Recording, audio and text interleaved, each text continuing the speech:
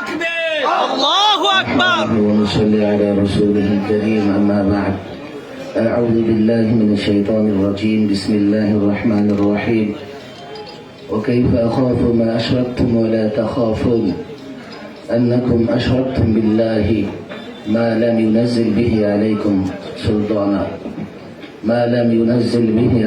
سلطانا فأي الفريقين أحق بالأمن إن كنتم تعلمون صدق الله مولانا العظيم হেফাজতুল ইসলাম বাংলাদেশ কর্তৃক আয়োজিত আজকের এই জাতীয় শিক্ষা সেমিনারের মহতরম সভাপতি আমির হেফাজত হযরতুল আল্লামা শাহ মুহিবুল্লাহ বাবুনগরী সাহেব, হেফাজতের দায়িত্বশীল নেতৃত্ব এবং শিক্ষাবিদ, ছাত্র জনতা, তাওহীদি জনতা, আমি মনে করি এটা আজকে একটা শিক্ষা সেমিনার।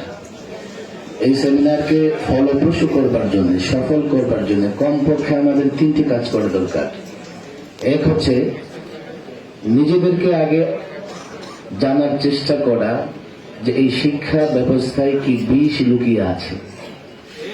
এই বিষ পান করে আমার সন্তানরা কি করে পৌত্তলিক হয়ে যাবে, কি করে নাস্তিক হয়ে যাবে। প্রথম কাজ হচ্ছে আমাদের এই শিক্ষা ব্যবস্থার ভয়াবহতা সম্পর্কে জানবার চেষ্টা করা। দুই, এই সরকারকে সচেতন করা, সজাগ করা, জাগ্রত করা, সতর্ক করা।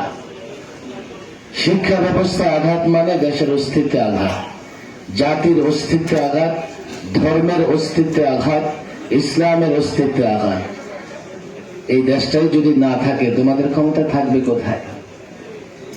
ইংরেজরা মূলত আমাদেরকে দাসত্বের জিঞ্জিরে আবদ্ধ করে রাখবার জন্য তাদের মতো করে শিক্ষা ব্যবস্থা সাজিয়েছে। আমরা এখনো ইংরেজদের শিক্ষা ব্যবস্থা থেকে মুক্ত হতে পারিনি, বরং তার সঙ্গে যুক্ত হয়েছে পৌত্তলিকতা।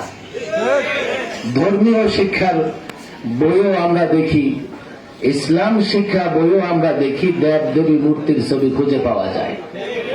বলবেন যে ভুল হয়েছে। আচ্ছা, কারাই ভুল করলো? সাম্প্রদায়িক সম্প্রীতি নষ্ট করবার জন্য কারা ষড়যন্ত্র করলো? এখনো আমরা দেখি নাই তাদের খুঁজে বের করে শাস্তির মুখোমুখি করে না, ইচ্ছাকৃত করা হয়েছে। ইচ্ছাকৃত ভাবে ইসলাম শিক্ষা বইয়ে দেব দেবীদের মূর্তি আনা হয়েছে। তিন, জাতিকে সচেতন করা, জাতিকে বোঝানো। তিনটা কাজ আমাদের অবশ্যই করতে হবে। আমি মনে করি শিক্ষা এই সেমিনারকে ফলপ্রসূ করতে হলে হেফাজতের নেতা কর্মী দায়িত্বশীল উপস্থিতিকে এই তিনটা বিষয় চূড়ান্ত করতে হবে। বড় একটা কঠিন সময় অতিক্রম করছি আমরা। তারা পৌত্তলিকতা প্রদর্শন করবে, পৌত্তলিকতাকে জায়গা করে দেবে, আবার ভয় দেখাবে আমাদের।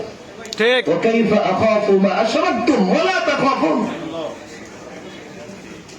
কাইফা আখাফু মা আশরাকতুম, তোমরা যাদের পূজা করো, পৌত্তলিকতার ভয় দেখাতে চাও, ভাস্কর্যের ভয় দেখাতে চাও, মূর্তির ভয় দেখাতে চাও, যারা ভাস্কর্য পূজা করে, মূর্তি পূজা করে, পৌত্তলিকতায় বিশ্বাসী, তাদের ভয় দেখাতে চাও।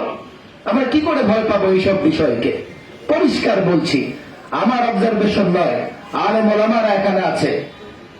2013-তে 13-14-তে একবার এই শিক্ষা ব্যবস্থায় আমূল পরিবর্তন করার পরে হেফাজতে ইসলামের দাবির মুখে সরকার যত ধরনের নাস্তিকতা, পৌত্তলিকতা প্রবেশ করিয়েছিল বাদ দিয়েছে।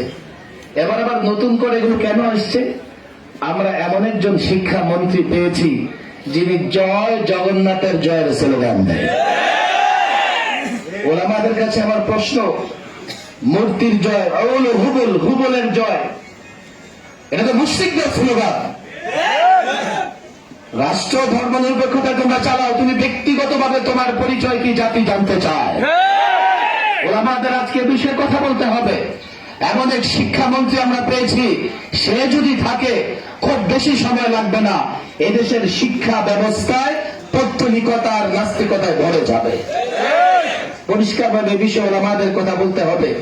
আল্লাহ তাবারক ওয়া তাআলা এই শিক্ষা সেমিনারকে কবুল করেন এবং আমরা অন্তত এই তিনটা দায়িত্ব নিয়ে এখান থেকে ফিরে যাব। ওয়া মা তাওফীকি ইল্লা বিল্লাহ।